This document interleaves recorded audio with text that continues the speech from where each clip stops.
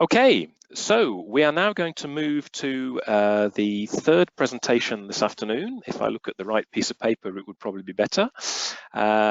This presentation is going to come from Spain this afternoon, and Leira has just turned on her camera, so thank you very much for doing that. And I will give you also now the presenter role so that you can start to prepare your screen. Leira is going to talk to us about obviously reducing the cost of flight testing, but looking at it more from a military aircraft perspective. So I'm very interested to hear what she's got to say, because I work with commercial aircraft all day. I don't often get the chance to see military aircraft. I think Leira is very well qualified to talk about this subject, because she's a mission systems engineer at Airbus Defence and Space in Madrid, as I mentioned.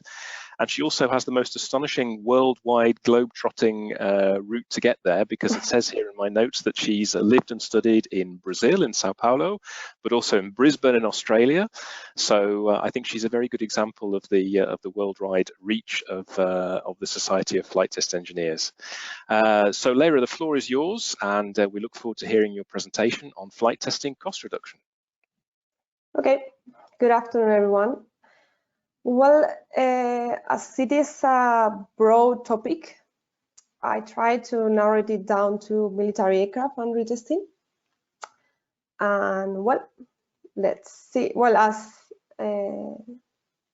Rudolf says at the beginning of the symposium, you must all know about this, like reducing the cost. This conference will now be recorded. I heard that. Sorry, that's my mistake. Go ahead. No worries. Well, I will try to put more of my knowledge here. So let's start.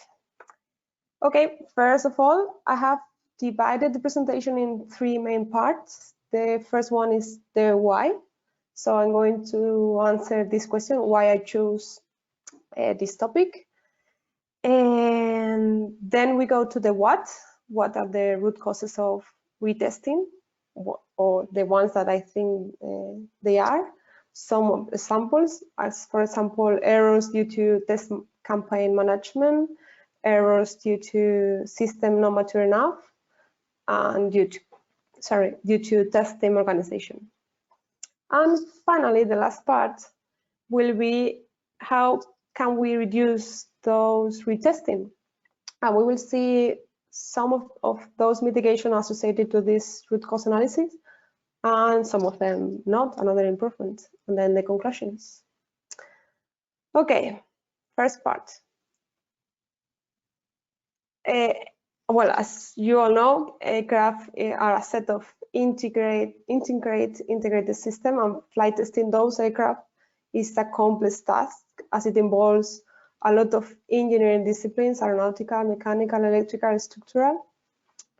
Also, flight tests comes at the end of the aircraft design process and at the end of the B and the verification and validation model, as one of the purpose of the flight test is to validate and refine the design.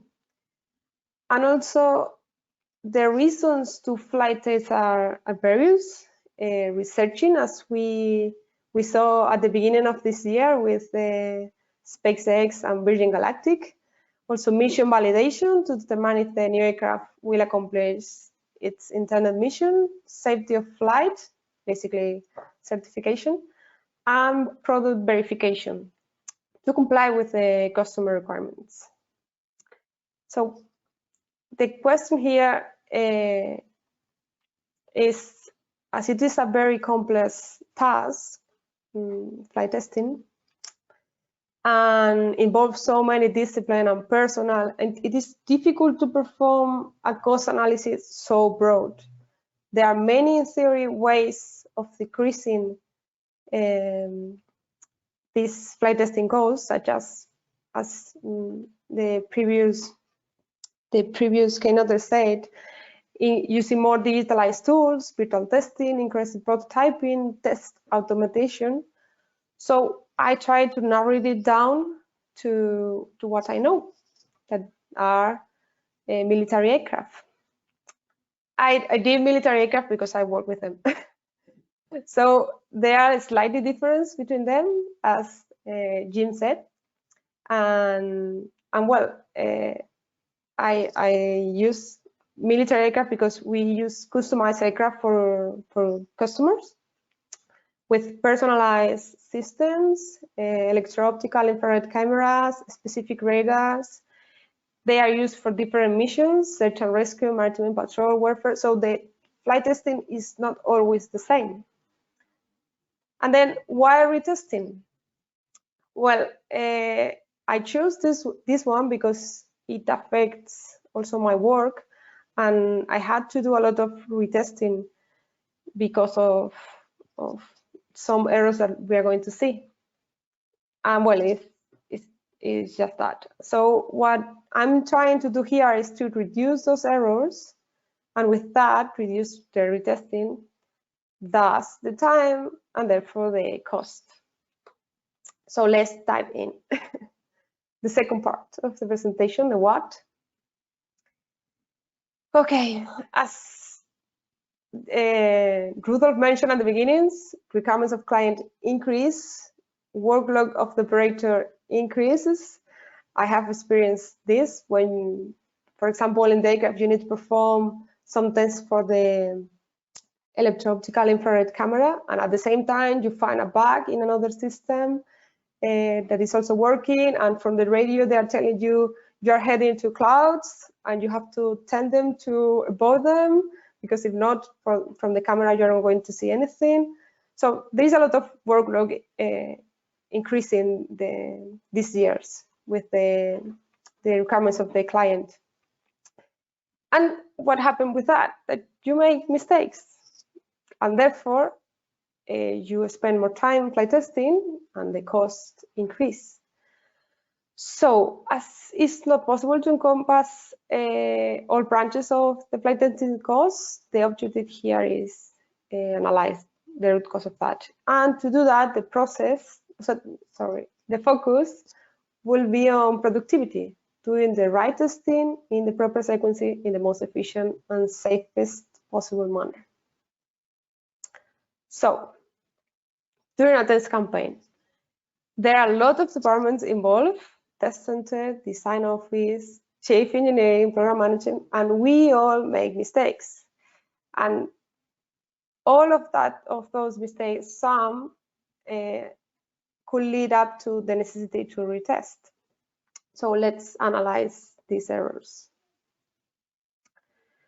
For example, a result of not clearly defined purpose, objectives, and a specification could lead to another sort of error: the obligation to retest some systems with respect to the new objectives or requirements.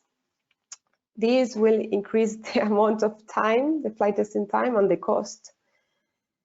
Also, another sort of error is using different tools to do the same, depending on your company. If your company is so big and you have an A400M, an A330 MTT, a C295, they all use different tools to do the same. And then the engineers that work there and work in different projects have to adapt to all of that. And we spend a lot of time on that. And finally, another error that we make is that they put a sexist pressure, and they allow margins to maneuver due to the lack of time to test, which results in pressure over all personnel involved in the flight tests. It makes, I don't know you, but for example, in our company, we have the aircraft in another site in Seville, so we have to go there, and they sometimes say to you that you have to go tomorrow, and they said that to you today.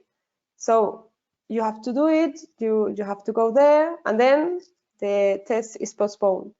But you have a lot of pressure to go there, to do the right test and everything. And it also affects our lives. Who doesn't have work at unusual hours, or working during holidays, weekends, or whenever it's necessary to achieve the schedule?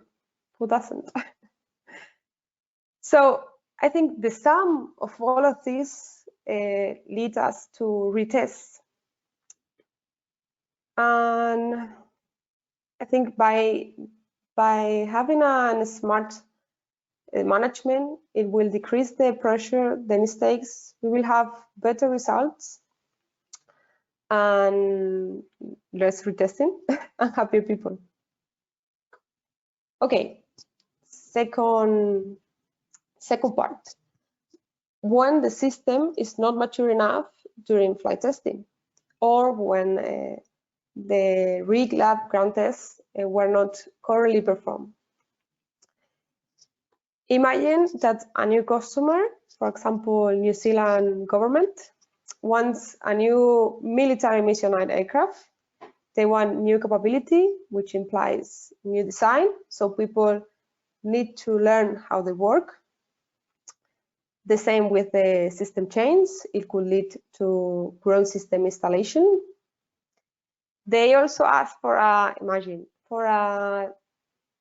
different, or well, a type of electro-optical infrared camera that only one supplier manufactured in Australia, and we haven't dealt with them before. So due to that, to the time difference and the distance, we have some delays, which all of that in sum has the consequence of having less time for everything, and of course for testing.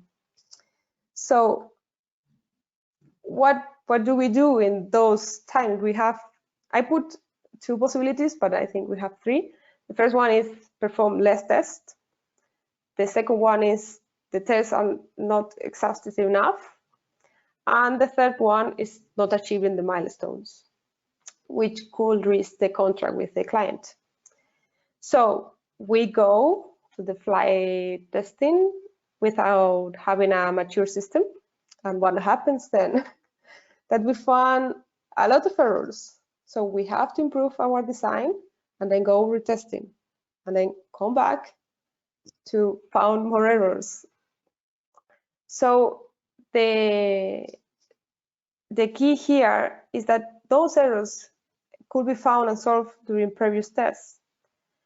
For example, for my work, I work with mission systems, and they say to us that as the aircraft is ready and it can fly, let's go to flight testing, although we know that the mission system is not ready. So we say to them, we are going to find a lot of errors. We are not going to flight testing properly. And they decide to go anyway.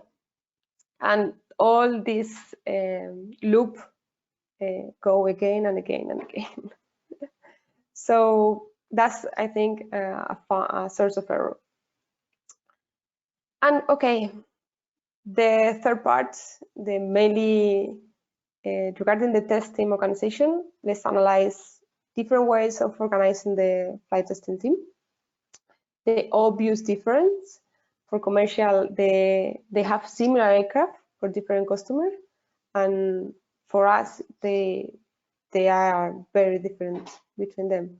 It's not the same a search and rescue aircraft than a weaponized one.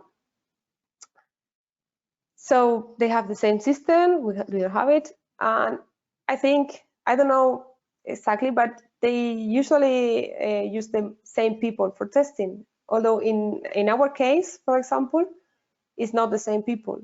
Depending on the project, some people test some things or not.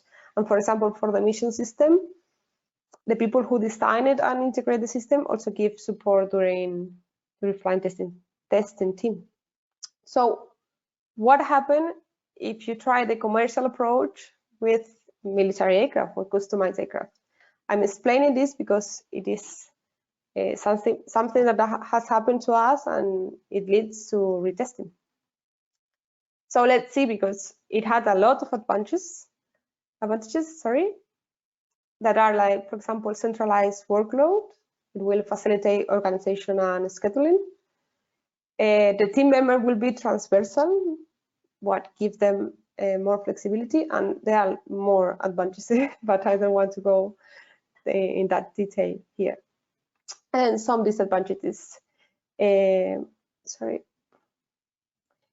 necessity of more people, higher workload, which they will need to know more about, higher workload per people, different aircraft version, configuration system. They need to learn all of this in a short period of time during a test campaign or short before, because while we are designing the system, they are testing another thing, so they have to learn how to use it for the next customer. So this will imply a higher flight testing cost, and also if they cannot troubleshoot quickly or troubleshoot at all, they will need to retesting. Well, a lot of more disadvantages. So third part, I think we're going too fast, I don't know. Recommendation and possible mitigations. Okay, so associated to this root cause analysis, for me, one of the key points is to avoid the last minute schedules. And we can do it by including margin for errors, by homogenizing the digital tools, facilitating access to the information, learning from previous errors. We don't do it, but we should. Using big data to forecast time deviation, allocating the aircraft at a single site, I mean, where the test team is. And the benefits of that are achieving the milestone, happy rested people. If you have rested people, you make less mistake, less retesting, and then less flight testing cost. The second part is qualify reduced team with clear command channels and limited reporting.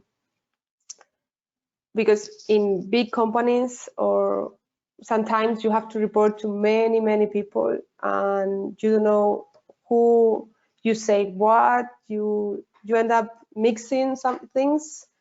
So I think it is a good mitigation of these errors. So it will ease the decision making and test process. We will spend less time testing and everything, and we will reduce the flight testing cost. Then, mature system for flight testing. How can we achieve that? By including more previous testing, lab, rig, ground test, simulation. In some occasion, the people who specify or design go to test the first times as they have to troubleshoot. And thanks to that, maybe the test procedure could be less explicit, because they know the system and they don't have to put everything, like how do you have to do it. And the troubleshooting may be quicker. And then prioritization of key requirements during flight testing campaigns. And then other improvements that are not related. Oh, I missed that one, sorry. That are not related with risk cost analysis, close communication with the customer, sharing functional experience, continuous trade-off between user and developer, early involvement of user. And this will be an opportunity to influence the design and also to identify problems before production cycle is too far along, which will imply also a reduction in flight testing cost. Good communication and relationship between departments, and then good post-flight analysis and exploitation of flight test data, continuous feedback from operator, customers, and experts to improve system and aircraft, as we are doing here. And then increase of testing simulation. It will reduce flight testing hours, which imply reduction on test costs, acceleration of test schedules. The flight testing time will be used more effectively. Ground testing is more efficient, and the test is controlled, and repetition of test condition is rapid and simple. But the key question here is how much flight testing can be really substituted by simulation before jeopardizing the safety of flight and growing the cost of simulation prohibitively to make it worthwhile. And I mean, if you have to simulate all the conditions of a flight, which is almost impossible. And then I think the key is the balance, good optimization, synchronization. Okay, sorry. To summarize, the key cause of this was, I think, system not mature enough and test campaign management. The key mitigation, more tests prior to flight testing and less last-minute schedule. And the key consequences, as I said in all the presentation, less retesting and less flight testing costs. So, to finish, well, and I have to say here, from Rudolf's presentation, I think also a key idea here is people. If you have the people motivated to reduce those costs or do less retesting, it will make an impact. So some insight for the future investigation, we can reduce the flight testing costs by controlling sensor via satellite communication. We did it this year with the Common Miss project. We control, well, our team control the sensor of the aircraft that we were flight testing in Seville. Also, another possibility is function automatization and commanding tasks by voice, which will decrease the workload of the operator, and thus they will make less mistakes, or we will make less mistakes. For example, instead to try to move the EOIR camera with the hand control unit, we could say point EOIR to AIS 37, and it will look to our target without us doing nothing. And finally, the increase of new combat unmanned aircraft will lead us to test from ground via telemetry. And in those scenarios, how can we reduce the flight testing cost? It will be a possible investigation after this. So this is only a seed for future investigations.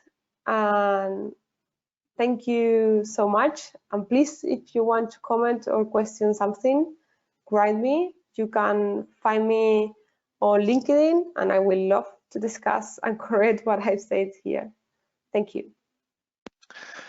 Thank you very much. That was very interesting to see that many of the ideas and subjects which you presented were linked into things which other speakers have suggested earlier on today. I don't know whether that was by accident or by design, but it was. No. It's good to see that in all of these different organisations who are presenting today, thinking is going in the same direction. I had one question for you, and then there have been some in the chat as well. The question from my side was, you talked about the future, but before that in your presentation, you talked about other recommendations.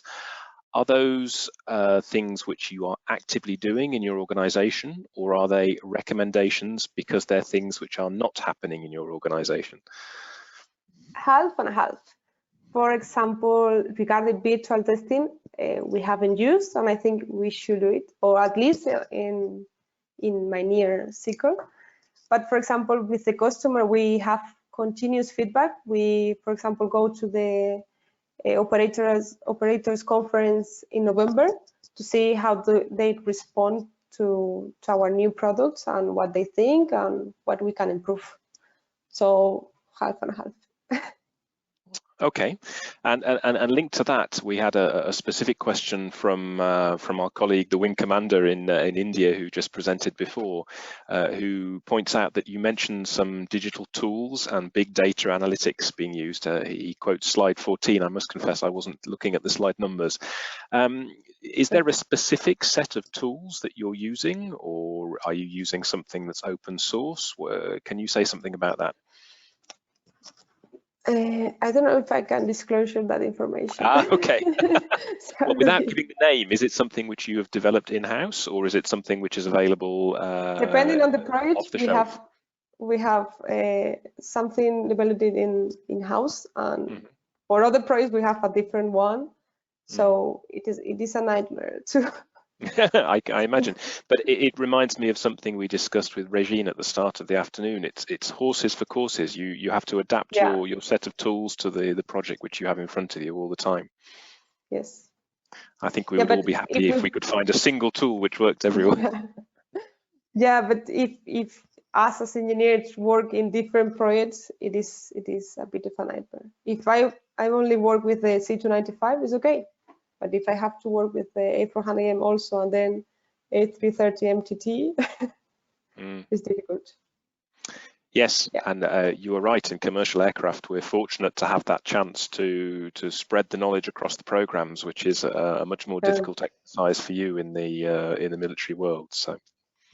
So Senthil says, thank you very much for your answer. That addresses his question, and he, like me, thanks you very much for your presentation. Thank you for taking the time to speak to us this afternoon. We appreciate it. Thanks to you.